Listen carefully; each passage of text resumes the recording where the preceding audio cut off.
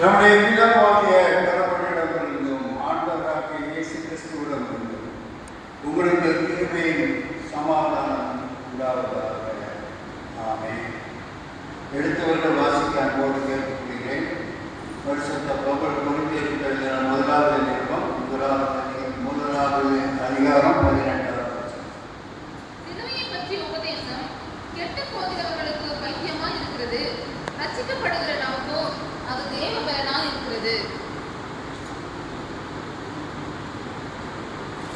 அன்று இஸ்ரவேல் மக்கள் அடிமைகளாக எகிப்து தேசத்தில் இருந்தபோது அவர்களுக்கு விடுதலை கிடைக்க ஆட்டுக்குட்டியின் ரத்தம் தேவைப்பட்டது. இன்று நமக்கோ பாவங்களிலிருந்து விடுதலையாக நமக்கு இயேசு கிறிஸ்துவின் ரத்தம் தேவைப்படுகிறது. தேவனுக்கு மகிமை உண்டாவதாக. கெட்டு போகிறவர்களுக்கு அது பைத்தியமாயிருக்கிறது.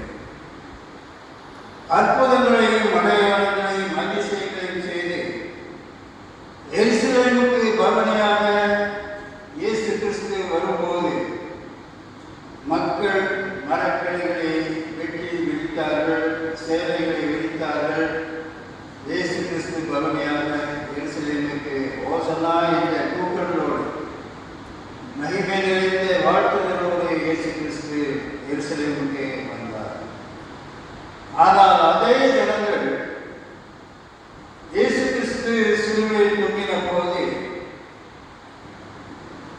என்ன சொல்லி அவரை இகழ்ந்தார்கள் என்பதாக நாம் வாசிக்கிறோம். இவரை சிலுவையிலே இவனா நம்மை ரட்சிப்பார் என்று சொல்லி சிலுவைக்கு முன்னால் இருந்த மக்கள் அவரை இகழ்ந்தார்கள் என்பதாக நாம் வாசிக்கிறோம்.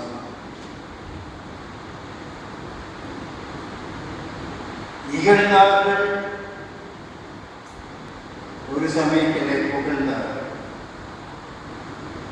இன்னும் நம்மை ரட்சிப்பான் என்று அவரை இவனால் நம்மை ரட்சிப்பான் என்று கேவலமாக அவரை பேசினார்கள், உமிழ்ந்தார்கள், சகல விதமான கொடூரமான வார்த்தைகளை பேசினார்கள். இப்படியாக சிலுவையில் அடையப்பட்ட இயேசுவை இகழ்ந்தார்கள் என்பதாக பார்க்கிறோம். மற்றவர்கள் எல்லாரும் வாழ்வதற்காக பிறந்தார்கள். ஆனால் நம்முடைய இயேசு கிறிஸ்துவோ மரிப்பதற்காகவே இந்த உலகத்திற்கு வந்தார்கள் என்பதாக நாம் பார்க்கிறோம். மற்றவர்கள் வாழ்ந்தார்கள், மரித்தார்கள், பிறந்தார்கள், வாழ்ந்தார்கள், மரித்தார்கள். ஆனால் இயேசு கிறிஸ்துவோ மரிப்பதற்காகவே இந்த உலகத்திற்கு வந்தார் என்பதாக நாம் பார்க்கிறோம். இயேசு கிறிஸ்து சாதாரண மரணம் அடையவில்லை, கொடூரமான மரணம் அடைந்தார் என்பதாக நாம் வாசிக்கிறோம். ஏசாயா 53வது அதிகாரத்தை வாசிக்கும் போது நம்முடைய உள்ளமெல்லாம் நொறுங்குகிறது என்பதை நாம் அறிவோம். நொறுக்கப்பட்டார், அசட்டை பண்ணப்பட்டார், கிழிக்கப்பட்டார் என்பதாக நாம் வாசிக்கிறோம். தமது 30வது வயதில் யோவான் ஸ்நானனிடத்தில் ஞான ஸ்நானம் பெறும்படியாக வந்தபோது யோவான் ஸ்நானன் அவரை குறித்து இப்படியாக சொல்கிறார்: இதோ உலகத்தின் பாவத்தை சுமந்து தீர்க்கிற தேவ ஆட்டுக்குட்டி என்பதாக தனக்கு முன்னிருந்த ஜனங்களிடத்தில் இப்படியாக இயேசு கிறிஸ்துவை அறிமுகப்படுத்துகிறார் என்பதாக பார்க்கிறோம். இவர்தான் நமக்காக அடிக்கப்படும்படிக்கு அனுப்பப்பட்ட தேவ ஆட்டுக்குட்டி என்பதாக.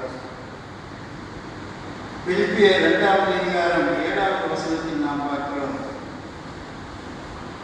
ரட்சிக்கப்படுகிறவர்களுக்கு அது தேவ பலனாய் இருக்கிறது என்பதாக பார்க்கிறோம். எல்லா மனிதரும் பாவம் செய்து தேவ மகிமை அற்றவர்களாய் பாவத்தின் கீழ் அடைக்கப்பட்ட போது இயேசு கிறிஸ்து தம்மை தாமே வெறுமையாக்கி அடிமை ரூபம் எடுத்து மனுஷ சாயலானார். மனுஷ ரூபமாய் காணப்பட்டு மரணம் பரியந்தும், அதாவது சிலுவையின் மரணம் பரியந்தும் கீழ்ப்படைந்தவராகி தம்மை தாமே தாக்கினார், ஒப்பு கொடுத்தார் என்பதாக. இதனால் நமக்கு என்ன பலன் என்பதாக நாம் வாசிக்கும் போது இப்படியாக அவர் தம்மை பாடுபட ஒப்பு கொடுத்தது நமக்கு என்ன பதில்? அடிமை என்று அழைக்கப்பட்ட உங்களுக்கும் எனக்கும் அப்பா பிதாவே என்று அழைக்கிற புத்திர சுவிகாரத்தின் ஆவி கிடைக்கிறது என்பதாக நாம் பார்க்கிறோம். அவரை அப்பா என்று கூப்பிட, பிதாவே என்று கூப்பிட நமக்கு கிடைத்த ஒரு பெரிய சாட்சியம். அதோடு மட்டுமல்ல, கிருபாசன தண்டையில் அவரண்டையில் வருவதற்கு அழைக்கப்பட்ட, தடுக்கப்பட்ட பாவத்தினால் அவரை எங்களை பிரித்தெடுத்த அந்த பாவத்தை சிலுவையில் அழைக்கப்பட்டதினால் அது நீங்கி போனது என்பதாக பார்க்கிறோம். தாராளமாக இயேசு கிறிஸ்து கிருபாசன தந்தை நமக்கு வர ஒரு பெரிய சாட்சியம் கிடைக்கிறது என்பதாக நாம் பார்க்கிறோம். விளக்குகிற மாதிரி உங்களிடத்தில் நான் ஒரு காரியத்தை சொல்கிறேன். ஒரு சிறுவன் பக்கத்தில் இருந்த காட்டுக்கு போய் பறவைகளை பிடித்து கூட்டிலே அழைத்து தன்னுடைய வீட்டிற்கு கொண்டு வந்தான். கொண்டு வந்த அவன் அந்த பறவைகளை நல்ல விதமாக பார்த்தானா என்றால் இந்த அதை சீமார் குச்சி எடுத்து அந்த கூண்டிற்குள் விட்டு அந்த பறவைகளை ஒவ்வொன்றாக குத்தி குத்தி வேடிக்கை பார்த்து கொண்டிருந்தான். அதிலிருந்து வருகிற ரத்தத்தை அவன் ரசித்து பார்த்து கொண்டிருந்தான். சிறகுகளை உடைத்தான். இப்படியாக அதை சித்திரவதை செய்து கொண்டிருந்தான். அப்பொழுது அந்த வழியாக வந்த ஒரு பெரியவர் இந்த சிறுவனை பார்த்து, ஏப்பா இந்த பறவைகளை இப்படி சித்திரவதை செய்த, அதை வெளியே விட்டுவிடு என்று சொல்லும்போது அந்த சிறுவன் என்ன சொல்கிறான் என்றால், ஏன் நான் இதை விட வேண்டும்? விடுவதற்காக நான் பிடித்துக் கொண்டு வந்திருக்கிறேன். இதை இப்படி சித்திரவதை செய்வது எனக்கு சந்தோஷமாக இருக்கிறது என்பதாக அவன் பெரியவர்களை சொல்கிறான். இல்லையப்பா, இல்லை அவர்கள் என்கிட்டையாவது அதை கொடுத்து விடு, ஏன் இப்படி சித்திரவதை செய்கிறாய்? இனி எனக்கு ஒரு சந்தோஷம். இப்படி மெலிந்த ஒடிந்து போன சிறகுகளுடைய இந்த பறவைகளை நீர் வாங்கி என்ன செய்ய போகிறேன்? சூப்பா வைக்க போகிறேன்? இல்லையே, எதற்காக நமக்கு வேண்டும் என்று சொல்லி கேட்கிறேன். இல்லை தம்பி, அதை என்கிட்ட கொடுத்து இது மெலிந்து போயிருக்கிறதே, சூம்பி போயிருக்கிறது, நீ வாங்கி என்ன செய்ய போகிறேன் என்று கேட்கிறேன். பரவாயில்லை, அதை எனக்கு கொடுத்து விட, இதற்கு என்ன விலையோ அதை நான் தருகிறேன் என்று அந்த பெரியவர் சொல்கிறார். எவ்வளவு தருவீங்க அப்படின்னு கேட்கும்போது 1000 ரூபாய் எனக்கு கொடுங்க, நான் உங்களுக்கு பறவையை கொடுத்துருல, பறவைகளை கொடுத்து விடுகிறேன். 1000 கொடுத்து அந்த பறவைகளை வாங்கி கூண்டோடு வாங்கி அதை அந்த பக்கத்தில் இருந்த காட்டில் கொண்டு போய்விட்டு அதை திறந்து விட்டால் அது காயாக பறந்து கூச்சலுக்கு சந்தோஷத்தோடு அது பறந்து வெளியே சென்றது என்பதாக பார்க்கிறோம். இதே போலதான் 2000 ஆண்டுகளுக்கு முன்பு இதே காரியத்தை நம்முடைய பாவ செய்கைகளினாலே, பாவ பழக்கத்தினாலே அடக்கப்பட்டு கிடந்த மனித குலத்தை சாத்தான் மூட்டை கட்டி நரகத்திற்கு கொண்டு போக ஆயத்தமாய் இருந்தார். தேவன் கேட்டார், இவர்களை நீ என்ன செய்ய போகிறாய் என்று. நான் என்னுடைய இடத்திற்கு இவர்களை கொண்டு செல்கிறேன் என்றார் சாத்தான். எனக்கு தெரியும், நான் நரகத்தில் தூக்கி எறியப்படுவேன் என்றும் அங்கு அழுது கொண்டிருப்பேன் என்றும் மக்களில் எறியப்படுவேன் என்றும், இந்த ஒருவன் மாத்திரமல்ல, நீர் நேசிக்கிற அத்தனை பேரை நான் கொண்டு செல்வேன் என்று சாத்தான் தேவனுக்கு பதிலாக சொல்வேன். நீ அவர்களை நரகத்திற்கு கொண்டு போகக்கூடாது என்று நான் விரும்புகிறேன் என்று ஆண்டவர் சொல்கிறார். நான் அவர்களை வாங்கிக் கொள்ள விரும்புகிறேன், வாங்கி எனக்கு சொந்தமாக்கிக் கொள்ள விரும்புகிறேன் என்பதாக தேவன் சாத்தானிடத்தில் சொல்கிறார். இவர்களை விடுவித்து வாங்கிக் கொள்ள என்ன செய்ய வேண்டும் என்று தேவன் கேட்கிறார் சாத்தானிடம்.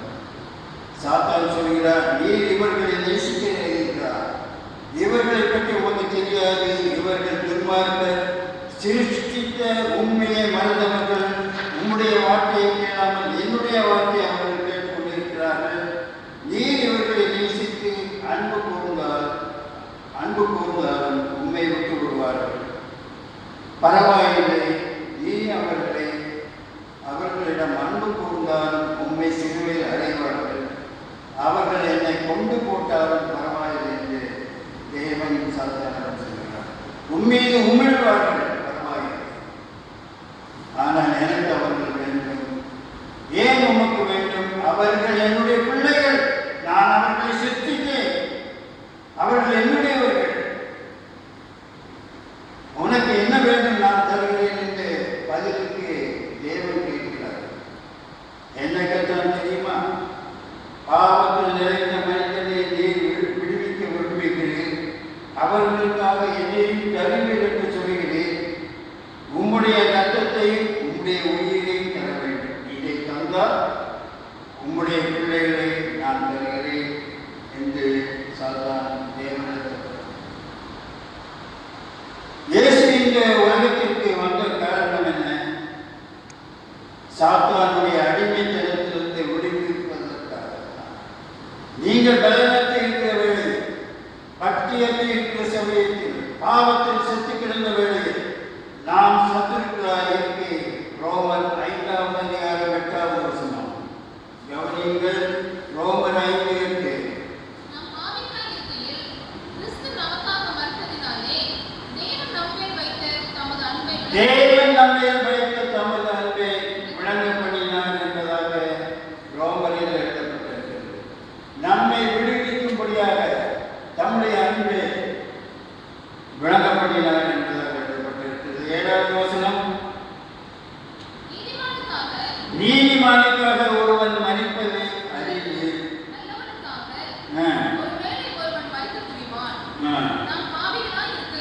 நாம் பாவிகளாய் இருக்கையில் கிறிஸ்து நமக்காக மரித்ததினால் தேவன் நம்மேல் வைத்த தமது அன்பை வெளிப்படுத்தினார். நீதிமான்களுக்காக அல்ல, பரிசுத்தவான்களுக்காக அல்ல, பாவிகளுக்காக. நம்ம யார் பாவம் செய்யாதவர்கள் நீதிமான்கள் அல்ல. நோ, எல்லாரும் பாவம் செய்ய. ஒரு பரிசுத்தவான் இந்த உலகத்தில் இருக்கிறார் என்பதை சுட்டிக்காட்ட முடியுமா?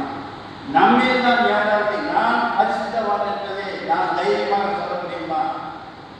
அப்படி சொல்ல முடியாது. என்றால்தான் எனக்காக, உங்களுக்காக ஆண்டவர் பாவிகளுக்காக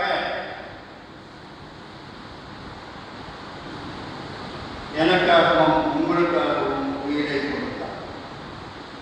அல்லேலூயா. இப்படிப்பட்ட ஒரு தியாகி நமக்கு கிடைத்திருப்பது எவ்வளவு பெரிய சிலாக்கியம். அவருக்கு தெரியும் உன்னை நேசித்ததா அவருக்கு உபத்திரமே வரும் என்பது அவருக்கு தெரியும். அவருக்கு தெரியும் பரலோகத்தில் தேவனுடைய வலது பாதத்தில் வீற்றிருந்த அவர் உன்னை நேசித்ததால் இந்த பூமிக்கு வர வேண்டும் என்பது அவருக்கு தெரியும். தெரிந்தும் கூட அவர் நம்மை நேசித்தார். நான் சிலுவையில் அறையப்படுவேன், கும்பிடப்படுவேன், கேவலமாக பேசப்படுவேன், வாழினால் அடிக்கப்படுவேன். இதெல்லாம் நான் என்னையும் உங்களையும் நேசித்ததால் இந்த உபத்திரவங்களை எல்லாம் நான் அடைய வேண்டும் என்பது எனக்கு தெரியும். ஆனாலும் இந்த உலகத்திற்கு அவர் வந்தார் என்றால் அவர் பரலோகத்திலிருந்து இந்த பூமிக்கு வந்தார். மாம்சப்பிரகாரமாக பிறந்த நாளை நாம் கொண்டாடுகிறோம். ஆனால் வந்தார் என்றால் அவர் எங்கும் இருக்கிறார் என்று தானே அர்த்தம். அவர் தேவனுடைய வலது பாதத்தில் வீட்டிருந்ததினால்தான் அங்கிருந்து இங்கே வந்தார் நம்மை ரட்சிக்க. ஆக வந்தார் என்பதற்கு அவர் எங்கேயோ இருக்கிறார். தேவனுடைய வலது பாதத்தில் இந்த பூமிக்கு வந்தார். உபத்திரவப்படுவதற்காகவே, நம்முடைய பாவத்தை நீக்குவதற்காகவே சிலுவையில் அறையப்படும்படியாக, மரிக்கும்படியாக, இப்படிப்பட்ட கேவலமான மரணத்தை அடையும்படியாக இந்த உலகத்திற்கு வந்தார். எனக்கு அன்பானவர்களே,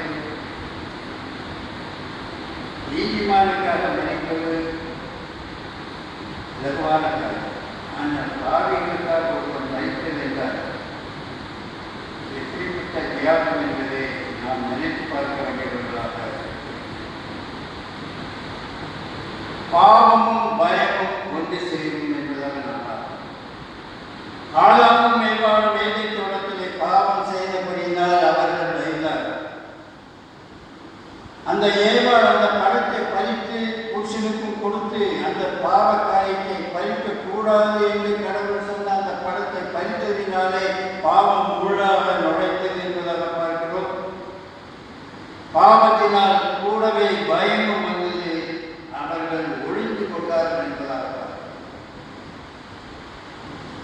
ஆதாமே நீ எங்கே இருக்கிறாய் என்று கேட்டபோது ஆதாம் ஒழிந்து கொண்டிருந்தார் என்பதாக நாம் வாசிக்கிறோம். எனக்கு அன்பானவர்களை, பாவம் செய்யும் போது நமக்குள் ஒரு பயம் வருகிறது என்பதாக நாம் அறிகிறோம். பாவத்தினால் நாம் எப்படியாக என்னுடைய தகப்பனுக்கு தெரியக்கூடாது, இல்லாவிட்டால் மனைவிக்கு தெரியக்கூடாது, தாய்க்கு தெரியக்கூடாது என்பதற்காக கதவை பூட்டி வைத்துக் கொள்கிறோம். இன்னும் சிலர் என்னது, நாம் பாவம் செய்கிறதினால், இந்த செல்போனில் பாவ காரியங்களை பார்ப்பதினாலே, பாவத்திற்கு உட்படுவதனாலே என்ன செய்கிறோம், பாஸ்வேர்டை